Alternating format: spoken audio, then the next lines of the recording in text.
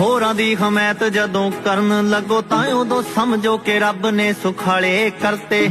ਜਿਨੀ ਹੱਥੀ ਮੰਗੀਆਂ ਦੁਆਵਾਂ ਉਹੀ ਹੱਥ ਅੱਜ ਸੁੱਖ ਨਾਲ ਦਾਨ ਦੇਣ ਵਾਲੇ ਕਰਤੇ। ਹੋਰਾਂ ਦੀ ਹਮਾਇਤ ਜਦੋਂ ਕਰਨ ਲੱਗੋ ਤਾਂ ਉਦੋਂ ਸਮਝੋ ਕਿ ਦਾਤਾ ਨੇ ਸੁਖਾਲੇ ਕਰਤੇ। ਹੋਰਾਂ ਦੀ ਹਮਾਇਤ ਜਦੋਂ ਕਰਨ ਲੱਗੋ ਤਾਂ ਉਦੋਂ ਸਮਝੋ ਕਿ ਦਾਤਾ ਨੇ ਸੁਖਾਲੇ ਕਰਤੇ।